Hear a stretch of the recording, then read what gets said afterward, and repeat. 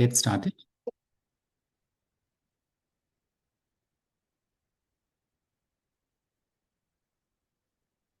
Okay.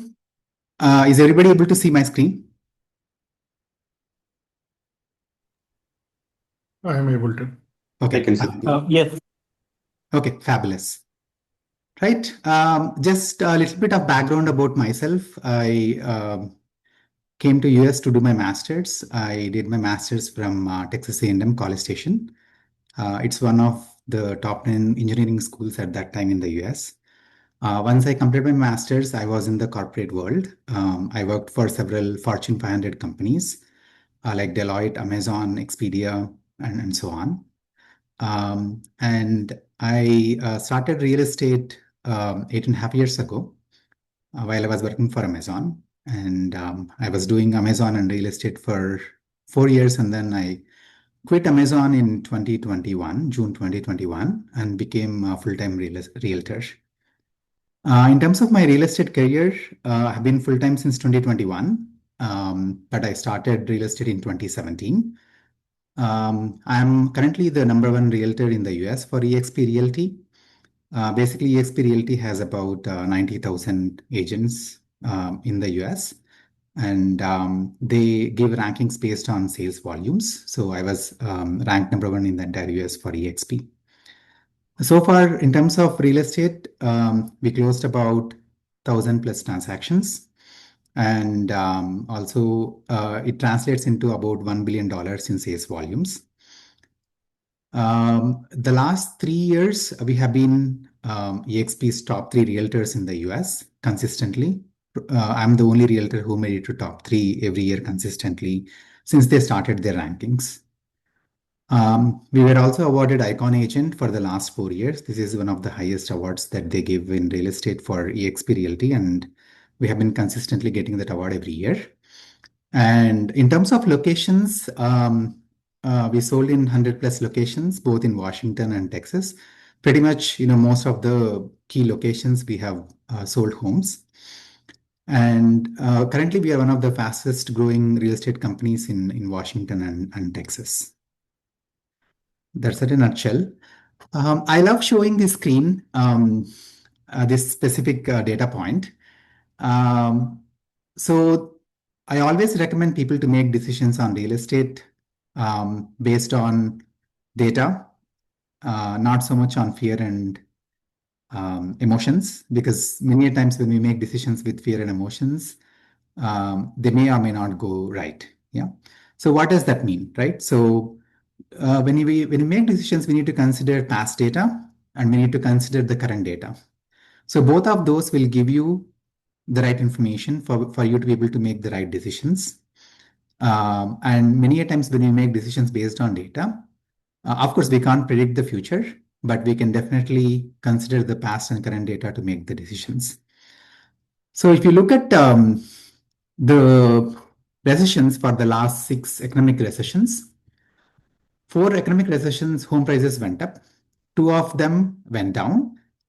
So economic recession doesn't necessarily mean that home prices go down. For example, in 2008, the economic recession happened because of home mortgage industry. So there was a significant impact because the #1 reason for recession is home mortgage, which is real estate industry. So each sector gets impacted differently depending on what is causing the recession. So many a times economic recessions that we have seen is that interest rates go down, and then of course the supply goes down, but the demand keeps going up compared to the supply. It's all relative to the supply. So that's where we have seen home prices going up in those times. Yeah.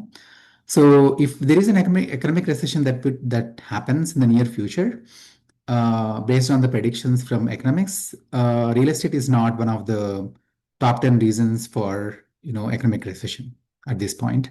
But again, we can't predict the future. I'm just showing the data from the past, like how real estate market has been impacted during recessions. So this specific one, just trying to move. Are you guys able to see the screen properly? Is there anything that is blocking?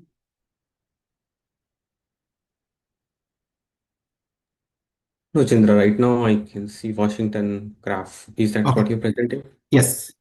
Oh, Okay. All right. Awesome. So if you look at the Washington graph, I wanted to discuss about the past data as well as the current data. So what does the past data is showing, right? So if you look at this specific graph, this is new listings, which is depicted in green, and pending listings, which is depicted in blue. So if you look at, I always recommend for us to consider data for the same month because there is a lot of seasonality. And if you see, most of the seasonality is very, evident from the graph that you see. So I always like to compare the same month this year with the past years.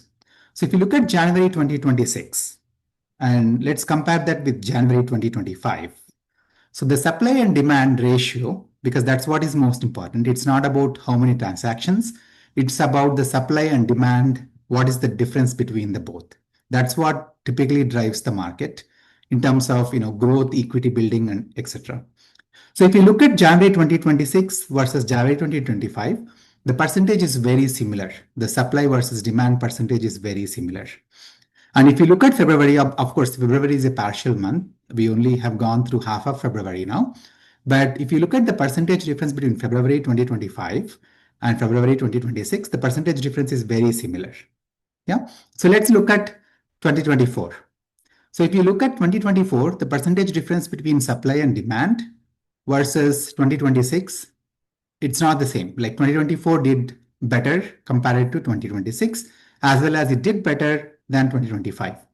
So right now, if you look at the trend in 2026, the trend is looking more closer to 2025 than 2024. So what does that mean, right? So we can, the trend currently is following 2025 trend. So not the trend that we have seen in 2024.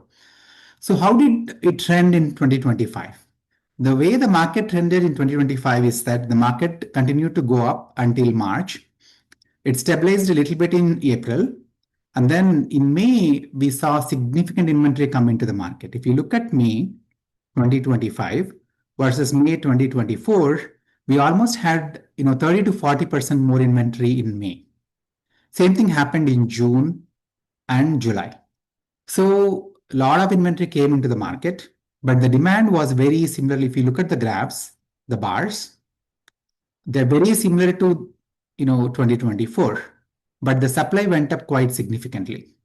So what that caused is that there was a correction in the market from May 2025 to December 2025. Although the market picked up quite a bit in November and December, if you see, there were more pending homes in December 2025 and same thing in November 2025, meaning the demand was higher than supply in both of those months. So definitely market picked up in November and December.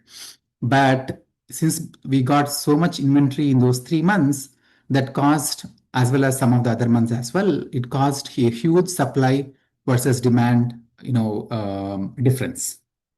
So in 2026, the trend is following more 2025 at this point. That's the conclusion we can make based on this data.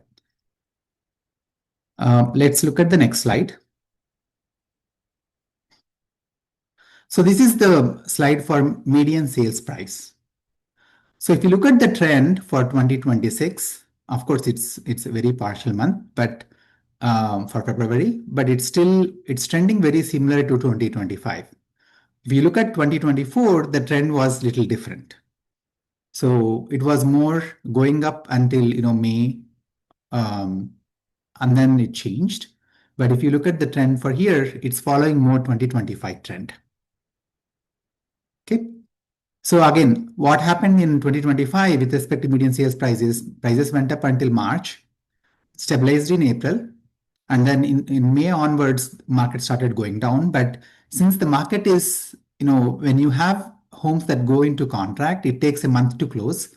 So the trend that you see here, you have to back it out by a month, meaning if here the market went up until April, right? But the market went up only until March.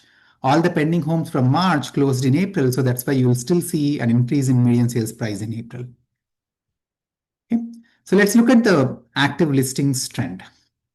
So the active listings, if you look at 2026, we currently have more active listings than what we have seen in 2025. So what that means is that, we have a lot more inventory compared to 2025. Not significantly lot, but still it's higher than 2025 at this point. And if you look at 2024, same time in February, so we had lesser inventory in 2024 compared to 2025. So the trend is also very clear here. The trend is following 2025 trend, even higher inventory than 2025, but it's following very similar trend to 2025.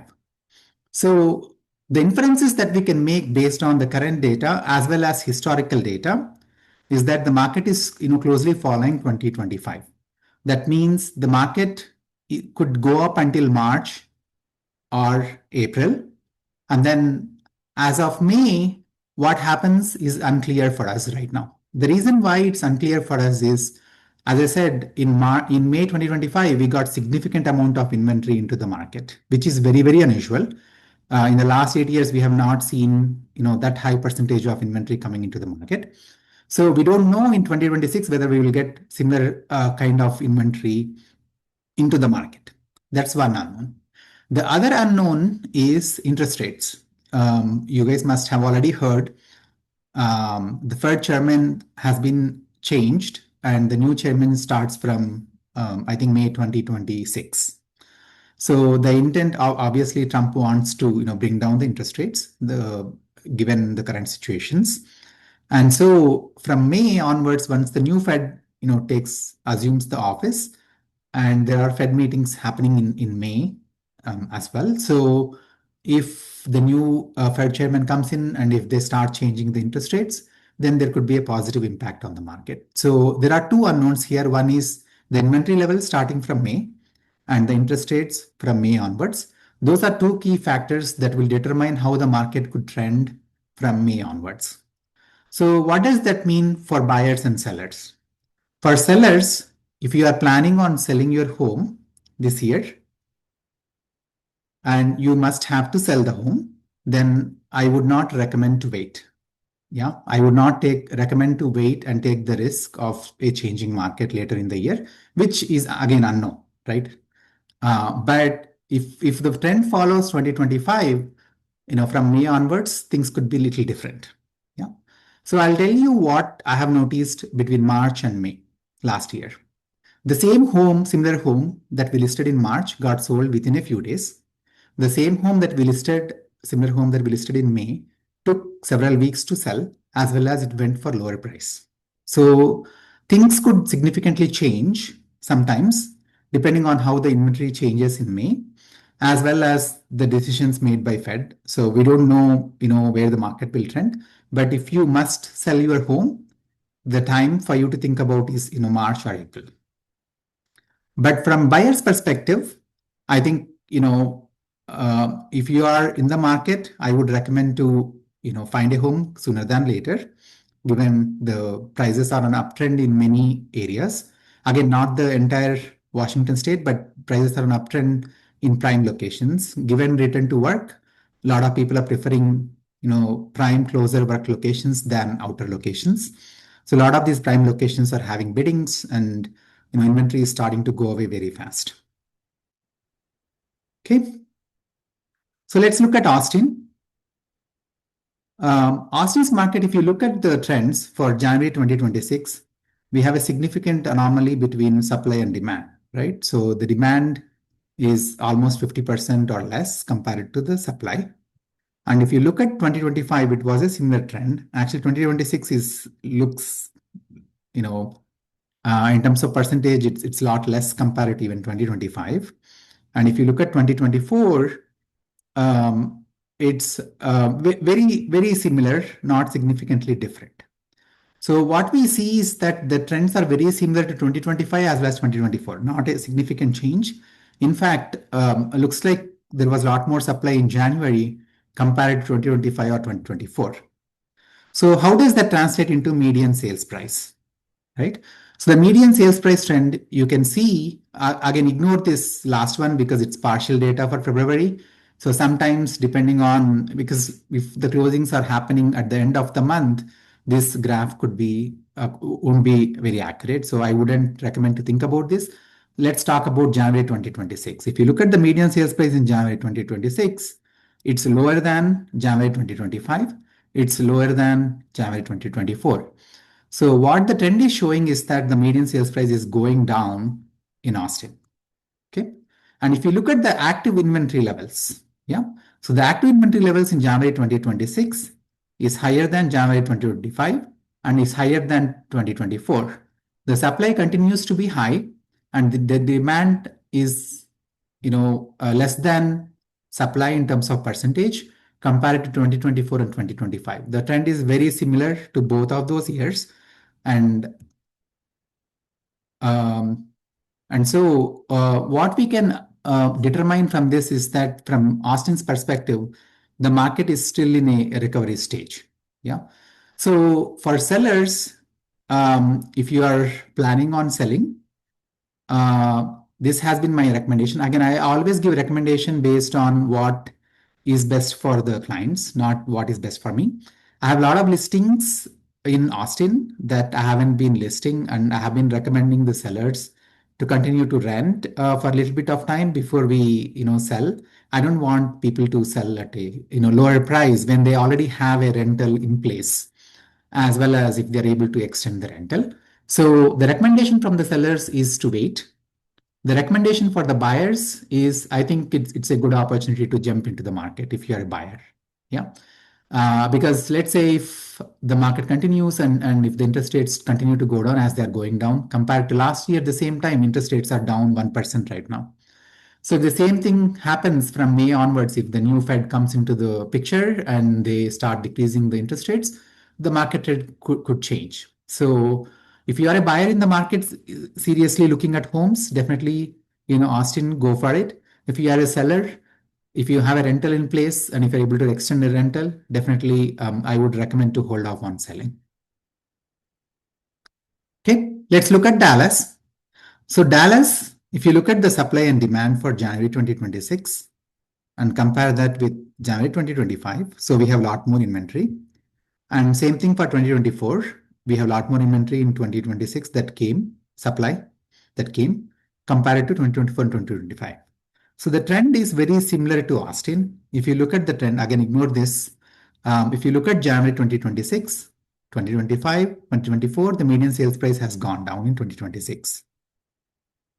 And if you look at the active inventory levels compared to 2024, January 2025, and January 2026, the inventory levels have been going up. The only caveat for Dallas is there are some locations that are picking up very fast. For example, Frisco, Prosper, McKinney, those areas have been picking up very fast because Universal is supposed to open in March. And there is a lot of activity happening around that area. So if you are looking for homes in those areas, definitely, speed up the process, finalize a home sooner than later because there is a lot of activity happening. I know that's not reflecting in these graphs, but there are some, as I mentioned about Washington also, there are certain areas that are growing faster than others. So same thing is happening with Dallas as well. So if you are looking for, homes in Frisco, Prosper, McKinney type of areas, definitely, move fast is what my recommendation is. Okay. And for those of you who joined a little late, there are some links in the chat group. If you want to join some of our WhatsApp groups or if you want to get some home evaluation, definitely take a look at those links. And if you have any questions throughout the presentation, you don't need to wait until the end. Go ahead and send those questions in the chat group. Okay. So this is a topic that I always wanted to talk about is financial freedom. So based on my own experience working with so many clients, people who own the most amount of real estate that I have seen are not the highest earners. So what does that mean, right? So what I've noticed is that there are people who have significant portfolio in with them that has been built over a period of time, and those are not the people, they're analysts or people who are not the highest earners in terms of their corporate world. But what they have done is that whatever money they have, they kept investing and growing their wealth through financial planning and investing in real estate.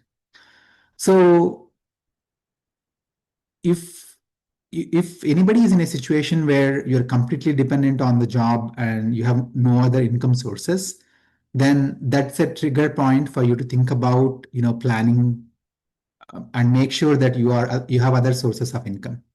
And of course, one of the best investments is real estate, given the tax benefits you get and the financial wealth that you can bring or build over a period of time. So what does that mean, right? So I'll tell you, I bought one investment home in 2017. That was my 2018 actually. That was my first investment home. And when I bought my home, the EMI and rent was not matching. And I had to pay a little bit of money from my pocket. What I did was I kept refinancing whenever the interest rates went down. And that brought my monthly payment down. And of course, the rents kept increasing over a period of time. And now I have significant amount of positive cash flow from that property over a period of time. And I get, income tax benefit because of depreciation, interest, property taxes, HOA, home insurance. Again, what can be taken out of your income taxes depends on a lot of different factors. Definitely, I would recommend for you to talk to your CPA. But the reason why I wanted to give this example is that, you need to keep thinking about investing in real estate whenever you have, money and whenever you're ready, right? So people who don't do this, if you look at Seattle itself, in the last 12 years, the average price increase, if you look at most areas, it's roughly around 20%, even if you consider all the corrections and everything. So people who don't invest, we are not going to get like 20% hikes in salaries, right? That's not very common. So what does that mean is that, your wealth will build, a lot faster, and you get all those tax benefits, which will save you taxes and you get more money into your pocket, right? So that's how you build more wealth over a period of time. So if you are somebody who doesn't have a primary home, I would highly recommend to consider buying a primary home first. And if you are somebody who has a primary home but haven't invested in real estate over a period of time, please, consider whatever small, big, it doesn't matter. Whatever you could at that point of time, whenever you're ready, you should continue to, build it and make sure you have the right CPA to take advantage of income tax benefits. That's very critical because that's what would make you to build a lot more wealth through real estate that no other investment vehicle provides. Okay. So what are the most favorable factors right now for real estate? One is, prices have corrected almost 20 to 40% depending on the area since April 2022 peak. So you are buying real estate at a much lower price. And interest rates are expected to go down and they have been going down, right? So hopefully in 2026, there will be more interest rate cuts. And inventory has been at one of the highest levels. Again, depending on the area, it's changing. Some areas have lesser inventory now than compared to other areas, as I mentioned. So, but still, buyers have options to pick from, which we didn't have in the last, several years. Yeah. So for Washington specifically, we are looking at a very strong spring market in prime locations. What are those prime locations? East Side and to a certain extent Bothell. When I said East Side, Redmond, Bellevue, Sammamish, Kirkland, Issaquah, all of those are doing extremely well, and Bothell market is also doing decently well. So if you are a seller trying to sell this year, right now is a good time for you to enter the market. I would recommend, March or worst case April for you to list the home. Again, after May, what happens, we don't know. I'm not saying market won't increase after May, but I'm just saying based on historical data from the last 2 years, market started stabilizing or going down in May in the last 2 years.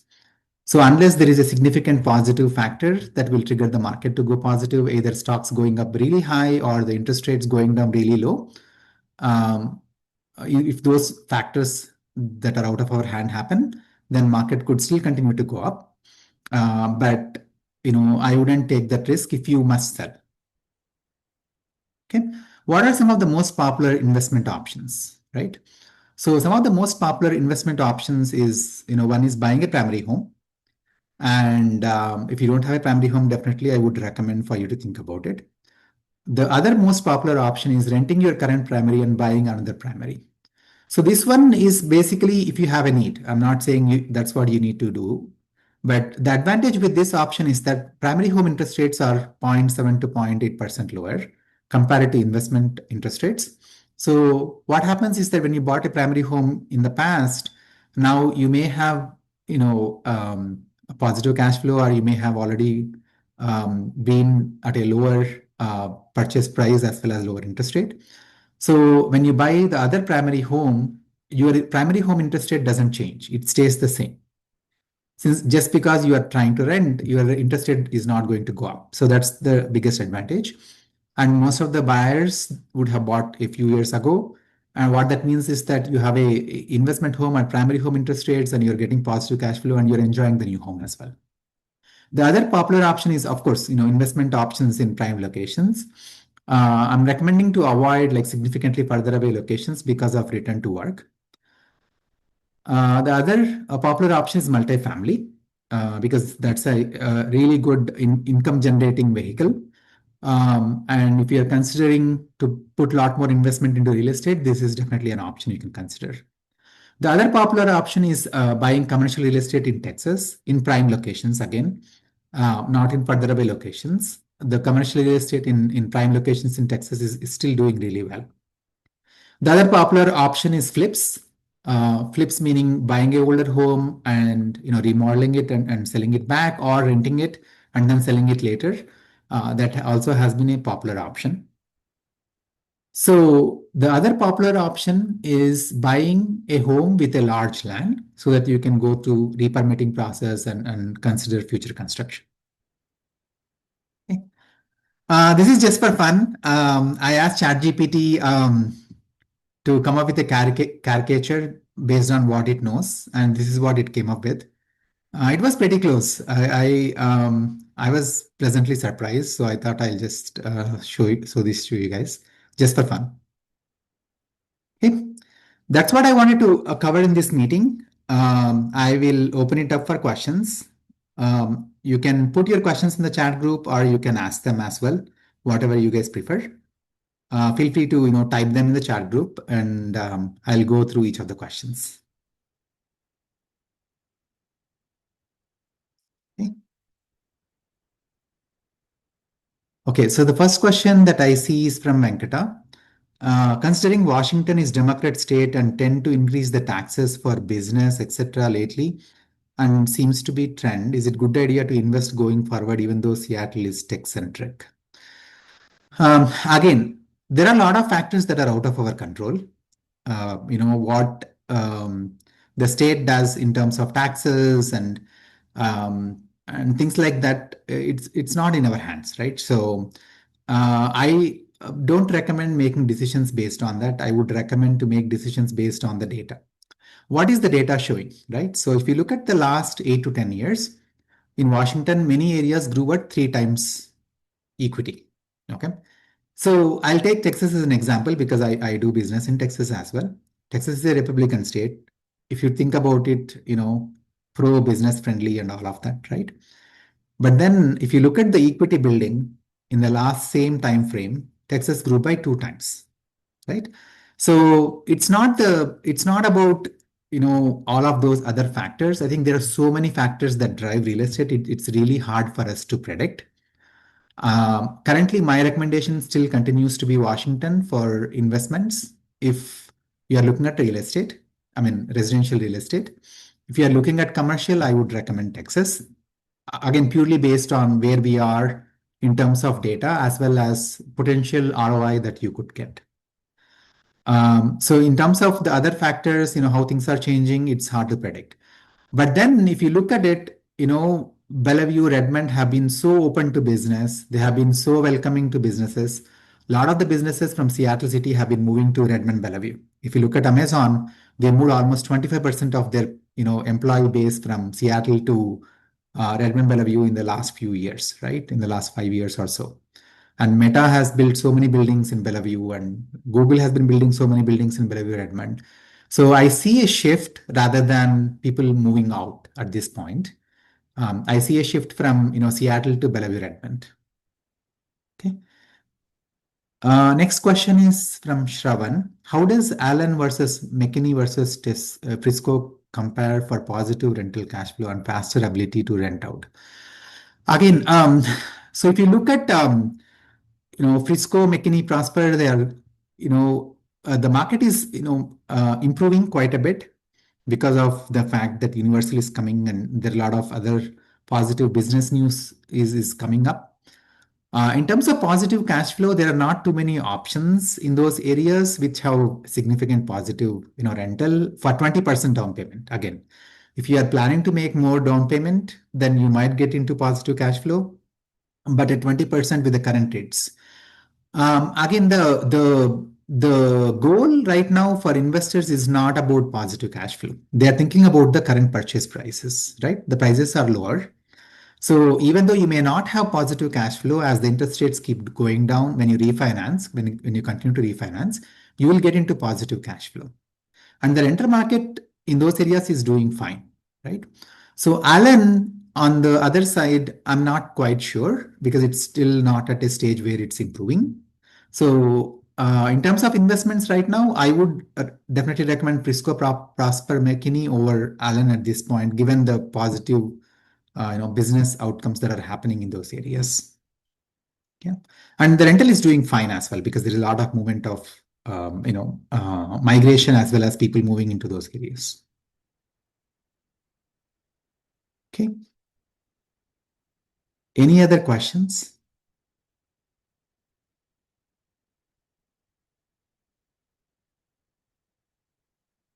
Yeah, you can unmute and ask as well if you want to ask questions. Okay. So is Fort Worth area good for real estate, residential real estate investment? Yeah, it's definitely a good area to invest. And again, it depends on what investment level you're looking at and as well as rental. The main challenge right now is, rental versus positive cash flow. That's not happening in most of these areas. So you may have to, figure out that part and think about in any investment that you do, irrespective of, either of the states, you need to think about longer term. If you're making an investment, it's more like a 3 to 5 year time period. That's when you will see the benefit. Right now, the biggest advantage is you're buying at a lower purchase price. That's the biggest advantage. And then when you refinance, when the interest rates go down, obviously when the interest rates go down, equity, builds as well, right? So usually either or will happen. Equity will build or the interest or the monthly payments go down. But then here, both are going to happen. Both the equity will build as well as you get into positive cash flow. So you have to think about the next 3 to 5 years as the time frame before you make investments. You're not going to see the results in 6 months or a year, or it's more 3 to 5 years kind of a time frame.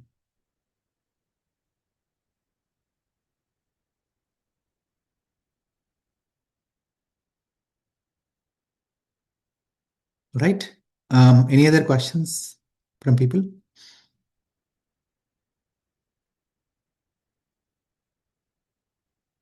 All right. Again, as a reminder, I shared some links in the chat group. If you are not part of our WhatsApp group, or if you are looking to get some estimates on your home, definitely feel free to use those links and join. And if you have any other questions, you can always reach out to me. Don't hesitate to reach out to me. And if you are planning to sell or buy, if you have any questions specific to your situations, I'm more than happy to look into them. The other service we offer is to evaluate your current portfolio and see what changes you need to make. Because one thing that I always recommend is that you need to keep re-looking at your portfolio and make sure that you're optimizing your portfolio. Many people miss out on this. For example, in India, anywhere you buy, prices keep increasing because of the population growth and everything else. But that's not the case in the US. Every area, grows at a different phase. The area that grew 3 years ago or 5 years ago may or may not grow in the next 3 or 4 years. Yeah. So you need to keep reevaluating your portfolio and making sure that you're shifting wealth as well as you are shifting your portfolio depending on the growth in different areas. So that's something that I would highly recommend for you to keep reevaluating, and I'm more than happy to help you guys with that as well. Okay, awesome. Hey, thank you so much everyone for joining the call. And if you have any other questions, don't hesitate to reach out to me. Thanks everyone. Have a good rest of the evening. Bye bye.